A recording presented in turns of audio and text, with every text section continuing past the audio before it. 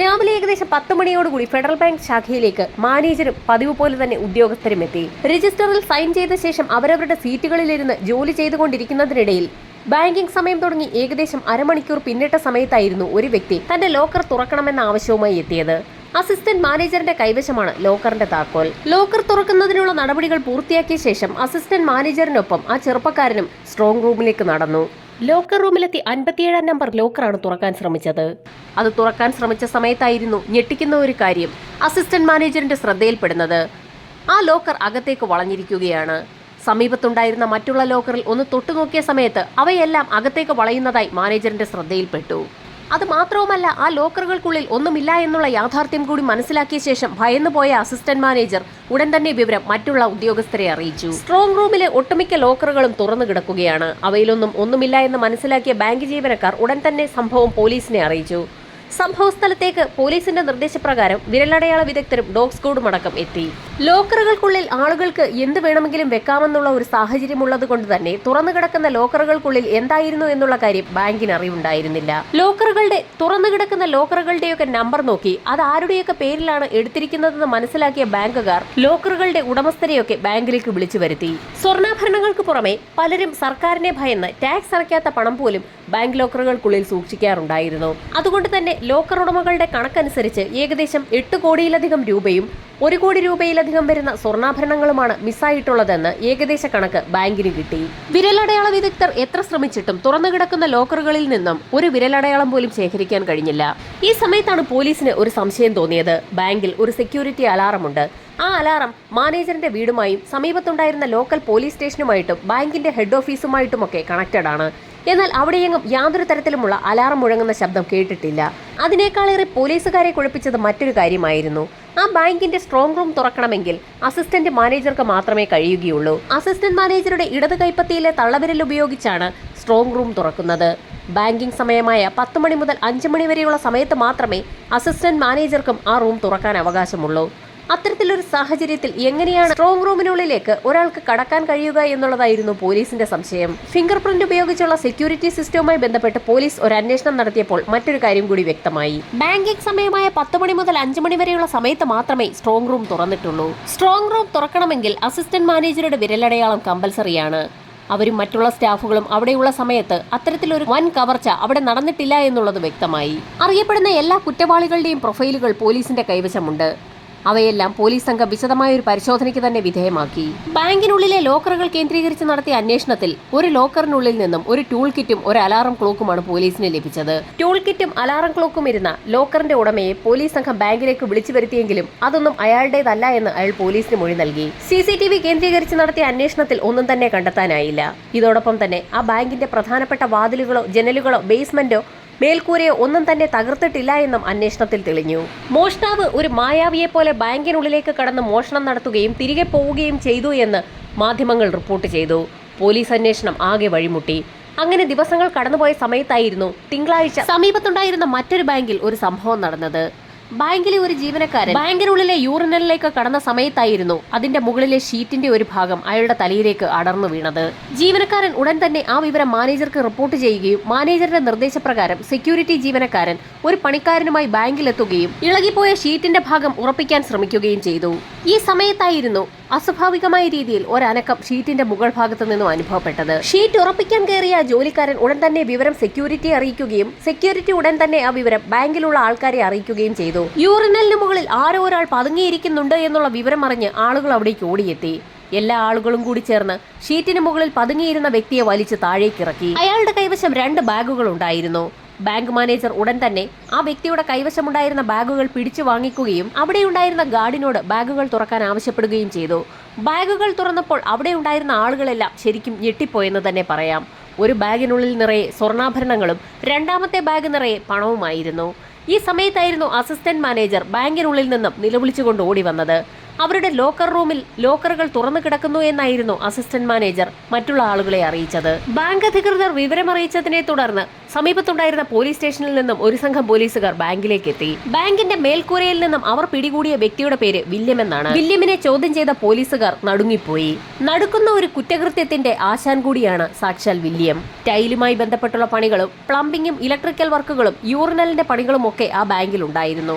ബാങ്കിന്റെ മെയിന്റനൻസ് പണികൾ നടത്തുന്ന ജോലിക്കാർക്കിടയിലേക്ക് ഒരു ജോലിക്കാരന്റെ വേഷം കെട്ടിയായിരുന്നു വില്യംസ് കടന്നുകൂടിയത്. ബാങ്കിനെ കുറിച്ചും ബാങ്കിന്റെ പ്രവർത്തന രീതികളെക്കുറിച്ചും അവിടുത്തെ ഓരോ വ്യക്തികളുടെയും ജോലികളെക്കുറിച്ചും അവർ വരുന്നതും പോകുന്നതും തുടങ്ങിയ എല്ലാ കാര്യങ്ങളും വ്യക്തമായി തന്നെ മനസ്സിലാക്കിയ വില്യം ബാങ്കിന്റെ മെയിന്റനൻസ് വർക്ക് നടക്കുന്ന ദിവസം തന്നെ ബാങ്കിൽ കടന്നുകൂടുകയായിരുന്നു. ശനിയാഴ്ചത്തെ വർക്ക് കഴിഞ്ഞ് ജോലിക്കാരൊക്കെ പുറത്തുപോയ സമയത്ത് വില്യംസ് മാത്രം ബാങ്കിനുള്ളിൽ ഒളിച്ചിരുന്നു. ശനിയാഴ്ചയും ഞായറാഴ്ചയും അയാൾ ബാങ്കിനുള്ളിൽ തന്നെ കഴിയുകയായിരുന്നു. തന്റെ ബാഗിനുള്ളിൽ കൊള്ളാവുന്നത്ര പണവും സ്വർണവും ഒക്കെ ലോക്കർ തകർത്ത് അതിനുള്ളിൽ നിന്ന് കരസ്ഥമാക്കിയ വില്യംസ് യൂറിനലിന്റെ ഭാഗത്തെത്തി അവിടുത്തെ ഷീറ്റ് ഇളക്കി അതിന്റെ മുകളിൽ ഒരു ഭാഗത്ത് ഒളിച്ചിരിക്കുകയായിരുന്നു. മെയിന്റനൻസ് പണികൾ പൂർത്തിയാക്കാൻ തിങ്കളാഴ്ച പണിക്കാർ വരുന്ന സമയത്ത് ബാങ്കിനുള്ളിൽ നിന്നും ആരും അറിയാതെ പുറത്തു കടക്കാനായിരുന്നു അയാളുടെ ലക്ഷ്യം. എന്നാൽ അയാളുടെ കഷ്ടകാലത്തിന് അന്ന് പതിവ് തെറ്റിച്ചുകൊണ്ട് ഒരു ജീവനക്കാരൻ യൂറിനലിലേക്ക് കടന്നു വരികയും അയാൾ അകത്തേക്ക് പ്രവേശിച്ച സമയത്ത് വില്യംസ് ഇളക്കി വെച്ചിരുന്ന ഷീറ്റിന്റെ ഒരു ഭാഗം അയാളുടെ തലയിലേക്ക് ഇളകി വീഴുകയുമായിരുന്നു. ലോക്കർ തകർത്തിട്ടും എന്തുകൊണ്ടാകാം സെക്യൂരിറ്റി അലാറം ശബ്ദിക്കാതിരുന്നതെന്ന് പോലീസിന് തോന്നി. ഈ സമയത്തായിരുന്നു ബാങ്കിനുള്ളിലെ ഒരു ജീവനക്കാരൻ ഒരു കാര്യം റിപ്പോർട്ട് ചെയ്യുന്നത്. അലാറം കട്ട് ചെയ്തിരിക്കുകയാണ്. വില്യംസിനെ ചോദ്യം ചെയ്തപ്പോൾ അതിനുള്ള ഉത്തരവും പോലീസിന് ലഭിച്ചു. വെള്ളിയാഴ്ച പണിക്കാർക്കൊപ്പം അകത്ത് കടന്ന വില്യംസ് ഇലക്ട്രിക്കൽ വർക്കുകൾ നടക്കുന്നതിനിടയിൽ അലാറം കട്ട് ചെയ്യുകയായിരുന്നു. അസിസ്റ്റന്റ് മാനേജറുടെ വിരലടയാളം പതിക്കാതെ എങ്ങനെയാണ് ലോക്കർ റൂം തുറന്നതെന്നായിരുന്നു പോലീസിന്റെ അടുത്ത സംശയം. അതിനുമുള്ള വ്യക്തമായ ഉത്തരം വില്യം തന്നെ പറഞ്ഞു.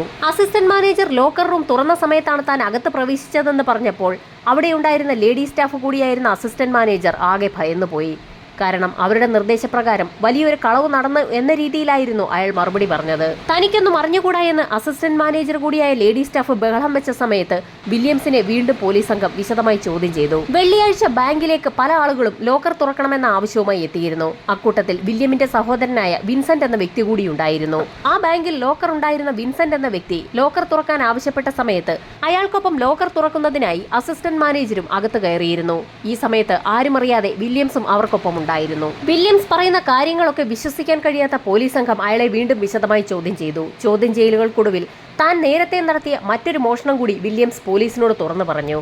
നേരത്തെ മോഷണം നടന്ന ഫെഡറൽ ബാങ്കിന്റെ ശാഖയിൽ അയാൾ ഒരു ലോക്കർ എടുത്തിരുന്നു.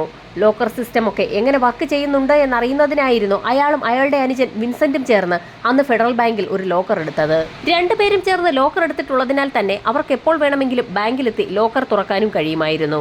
പലപ്പോഴും അവർ ഒരുമിച്ചും ഒറ്റയ്ക്കൊറ്റയ്ക്കും വന്ന് ലോക്കർ തുറന്നു. അത്തരത്തിൽ ലോക്കർ തുറക്കുന്ന ഓരോ സമയങ്ങളിലും അവർ ബാങ്കിനെ കുറിച്ചും ബാങ്കിലെ ലോക്കർ സിസ്റ്റത്തെക്കുറിച്ചുമൊക്കെ പഠിക്കുകയായിരുന്നു.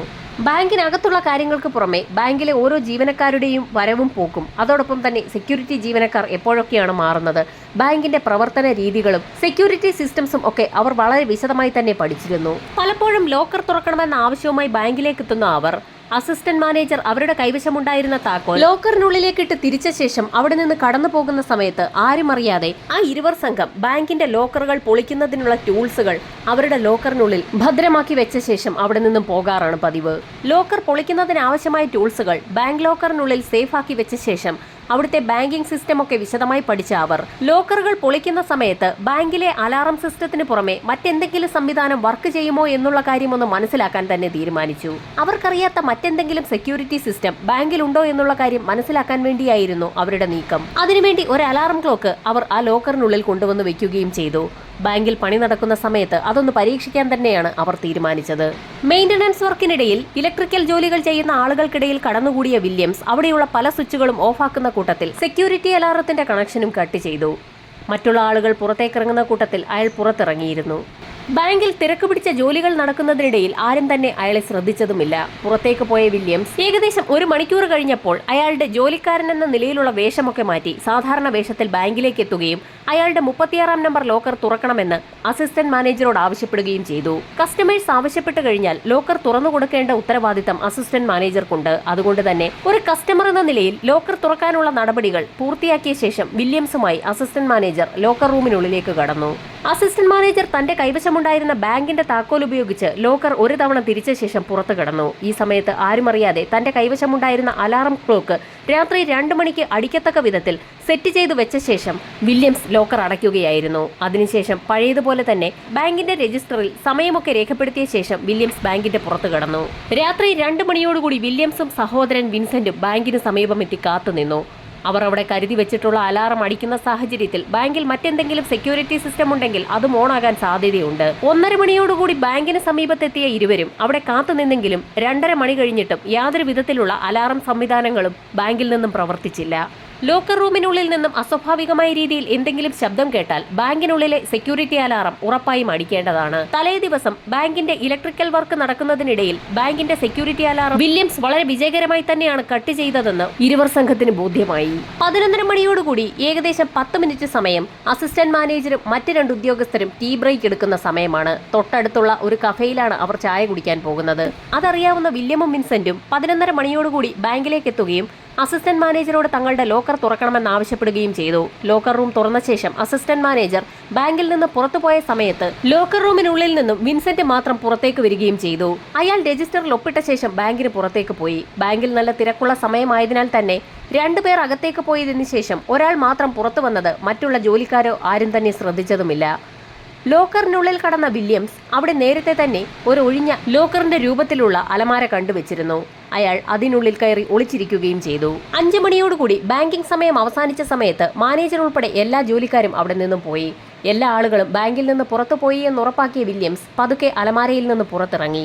അവന് കഴിക്കുന്നതിന് വേണ്ടിയുള്ള ഭക്ഷണമെല്ലാം നേരത്തെ തന്നെ അവർ ലോക്കറിൽ കൊണ്ടുവച്ചിട്ടുമുണ്ടായിരുന്നു. അവന്റെ കൈവശമുണ്ടായിരുന്ന ചില ടൂളുകൾ ഉപയോഗിച്ച് അവരുടെ 36-ാം നമ്പർ ലോക്കർ അവൻ കുത്തി തുറന്നു. അതിലുണ്ടായിരുന്ന ബാക്കി ടൂളുകളൊക്കെ പുറത്തെടുത്ത ശേഷം ഓരോ ലോക്കറുകളായി വില്യംസ് പൊളിച്ചു തുടങ്ങി. ലോക്കറിനുള്ളിൽ നിന്ന് ലഭിച്ച സ്വർണവും പണവും ഒക്കെ 2 ബാഗുകളിലാക്കി അടുക്കി വെച്ചു. അതിനുശേഷം അതിലൊരു ലോക്കർ തുറന്ന് അതിലേക്ക് തന്റെ ടൂൾ കിറ്റും മറ്റൊരു ലോക്കർ തുറന്ന് അതിലേക്ക് തന്റെ കൈവശമുണ്ടായിരുന്ന അലാറം ക്ലോക്കും വെച്ച് ലോക്കർ അടച്ചു. ഒരു കാരണവശാലും അന്വേഷണം തന്നിലേക്ക് എത്തരുതെന്നുള്ള നിർബന്ധം കൂടി വില്യംസിനുണ്ടായിരുന്നു. ഈ സമയത്ത് ബാങ്കിന്റെ സെക്യൂരിറ്റി ജീവനക്കാർ അകത്ത് നടക്കുന്ന സംഭവങ്ങളൊന്നും അറിയാതെ പുറത്ത് കാവൽ നിൽക്കുന്നുണ്ടായിരുന്നു. തിങ്കളാഴ്ച രാവിലെ ബാങ്ക് മാനേജർ ഉൾപ്പെടെ എത്തി ബാങ്ക് തുറന്ന സമയത്ത് ബാങ്കിന്റെ ലോക്കറിനുള്ളിൽ ഒളിച്ചിരിക്കുകയായിരുന്ന വില്യംസ് പുറത്ത് നടക്കുന്ന കാര്യങ്ങളൊക്കെ ശ്രദ്ധിക്കാൻ തുടങ്ങി. അസിസ്റ്റന്റ് മാനേജർ പതിവ് പോലെ തന്നെ 10 മണിയോടുകൂടി സ്ട്രോങ് റൂം തുറന്നിട്ടു. ബാങ്കിനുള്ളിലേക്ക് കസ്റ്റമേഴ്സ് വരികയും പോവുകയും ഒക്കെ ചെയ്തു. ഈ സമയത്തായിരുന്നു മെയിന്റനൻസ് ജോലിക്കുള്ള ജോലിക്കാരൊക്കെ തങ്ങളുടെ പണി പൂർത്തീകരിക്കുന്നതിന് വേണ്ടി ബാങ്കിനുള്ളിലേക്ക് എത്തിയതും ഇലക്ട്രിക്കൽ വർക്കും മറ്റ് പ്ലംബിംഗ് വർക്കും ഒക്കെ ആരംഭിച്ചതും. ഈ സമയത്ത് ജോലിക്കാരുടെ വേഷത്തിൽ സ്ട്രോങ് റൂമിനുള്ളിൽ ഒളിച്ചിരിക്കുകയായിരുന്ന വില്യംസ് പുറത്തേക്കിറങ്ങി. അയാളുടെ കൈവശം പണിക്കുള്ള ടൂൾസ് വെക്കുന്ന 2 ബാഗുകളും ഉണ്ടായിരുന്നു. യഥാർത്ഥത്തിൽ ബാഗിനുള്ളിൽ സ്വർണവും പണവുമാണെന്ന് ബാങ്കിലുള്ള ആരും തന്നെ തിരിച്ചറിഞ്ഞതുമില്ല. ആളുകൾ പുറത്തേക്കും അകത്തേക്കും പോകുന്നതിനിടയിൽ വളരെ കൂളായി തന്നെ വില്യംസും ബാഗുമായി പുറത്തേക്കിറങ്ങി. അയാളെ ആരും ശ്രദ്ധിച്ചതുമില്ല. അതിനുശേഷമായിരുന്നു ഒരു വ്യക്തി തന്റെ ലോക്കർ തുറക്കണമെന്നാവശ്യപ്പെട്ടുകൊണ്ട് ബാങ്കിനെ സമീപിച്ചതും അസിസ്റ്റന്റ് മാനേജർ ലോക്കർ റൂമിനുള്ളിലേക്ക് കടന്ന സമയത്ത് താക്കോലിട്ട് തിരിച്ചപ്പോൾ ലോക്കർ അകത്തേക്ക് വളഞ്ഞിരിക്കുന്നത് ശ്രദ്ധയിൽപ്പെടുന്നതും മോഷണ വിവരം മറ്റുള്ള ആളുകൾ അറിഞ്ഞതും. രണ്ടാമത് നടത്തിയ ബാങ്ക് മോഷണത്തിനിടയിൽ യൂറിനലിന്റെ ഷീറ്റ് ഇളക്കി രക്ഷപ്പെടാൻ ശ്രമിക്കുന്നതിനിടയിൽ വില്യംസ് പോലീസ് പിടിയിലാവുകയായിരുന്നു. അവിടെ വെച്ചാണ് ആദ്യത്തെ ബാങ്ക് മോഷണത്തെക്കുറിച്ചുള്ള ഞെട്ടിച്ച കഥ പോലീസ് സംഘത്തോട് വില്യംസ് തുറന്നു പറഞ്ഞതും. പോലീസ് സംഘം ഉടൻ തന്നെ വില്യംസിന്റെയും അനുജൻ വിൻസെന്റിന്റെയും അറസ്റ്റ് രേഖപ്പെടുത്തുകയും ആദ്യം മോഷണം നടത്തിയ ബാങ്കിലേക്ക് തെളിവെടുപ്പിനായി കൊണ്ടുപോവുകയും ചെയ്തു.